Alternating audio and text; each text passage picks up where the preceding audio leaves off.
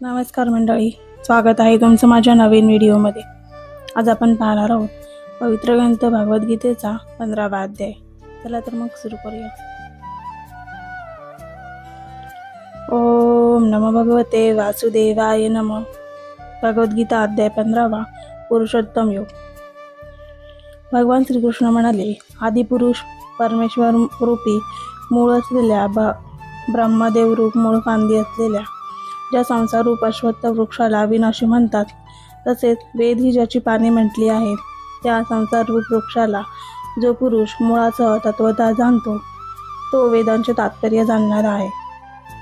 त्या संसार वृक्षाच्या तिन्ही गुणरूपी पानेने वाढलेल्या तसेच विषय भोगरू अंकुराच्या देव, मनुष्य आणि पशुपक्षादी योनी रूप फांद्या खाली व वर सर्वत्र पसरलेल्या आहेत.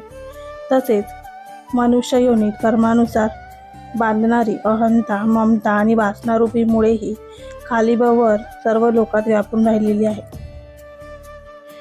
या संसार वृक्षाचे स्वरूप जसे सांगितले आहे तसे येथे विचारकाळी आढळत नाही, कारण याचा आदी नाही आणि अंत नाही, तसेच त्याची उत्तम प्रकारे स्थिरताही नाही.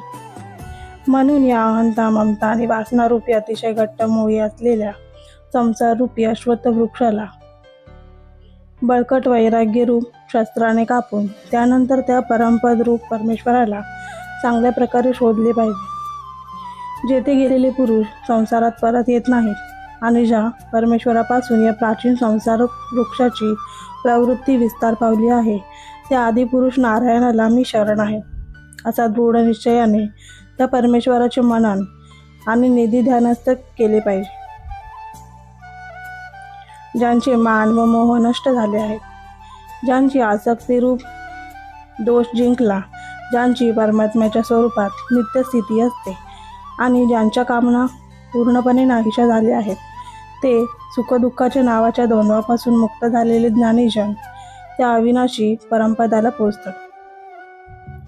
ज्या परमपदाला पोचल्यावर माणसे फिरून या संसारात येत नाहीत, त्या स्वयंप्रकाशी परमपदाला ना सूर्य प्रकाशित करू शकतो, ना चंद्र, ना अग्नी.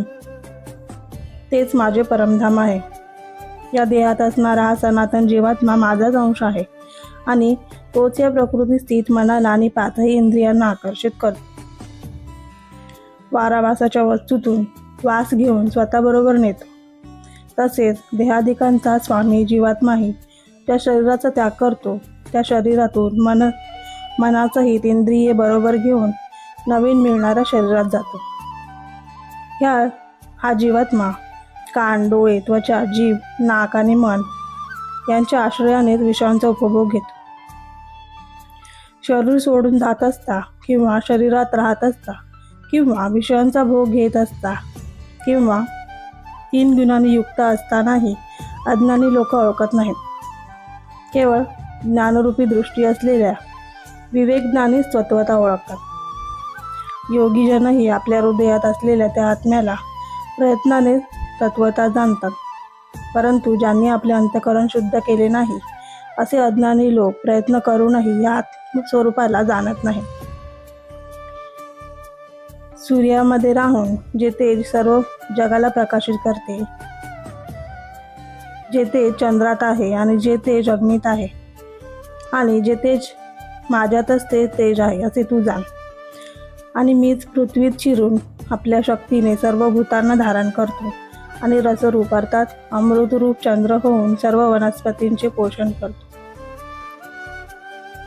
मीच सर्व प्राण्यांच्या शरीरात राहणारा प्राण, अपान आणि यांनी संयुक्त वेष्णावर अग्निरूप होऊन 4 प्रकारचे अन्न पचवतो. मीच सर्व प्राण्यांच्या हृदयात अंतर्यामी होऊन राहिलो आहे. माझ्यापासूनच स्मृती, ज्ञान, अपोहन ही होतात.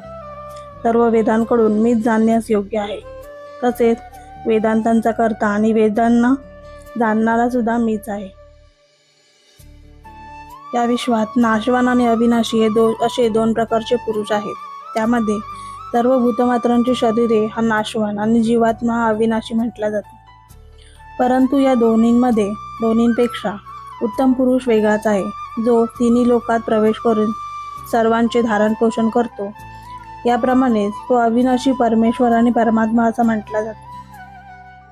कारण मी नाशवान जडवर्ग क्षेत्रापासून पूर्णपणे पलीकडचा आहे आणि अविनाशी जीवात्म्यापेक्षाही उत्तम आहे. म्हणून लोकात आणि वेदांतही पुरुषोत्तम नावाने प्रसिद्ध आहे. हे भारता, जो ज्ञानी पुरुष मला अशा प्रकारे तत्वता पुरुषोत्तम म्हणून जाणतो, तो सर्वज्ञ पुरुष सर्व रीतीने नेहमी मला वासुदेव परमेश्वरालाच बसतो. हे निष्पाप भारता, असे हे अतिरहस्यमय गुप्त शास्त्र मी तुला सांगितले आहे. याचे तत्वज्ञान ज्ञान करून घेतल्याने मनुष्य ज्ञानवान आणि कृतार्थ होतो. अशा प्रकारे उपनिषद, ब्रह्मविद्या आणि योगशास्त्र रूप श्रीमद भागवद्गीतेचा 15वा अध्याय संपूर्ण झाला. माझा व्हिडिओ आणि व्हिडिओतील माहिती आवडली असल्यास लाईक करा, शेअर करा आणि अशीच नवनवीन माहिती ऐकण्यासाठी सबस्क्राईब करायला विसरू नका.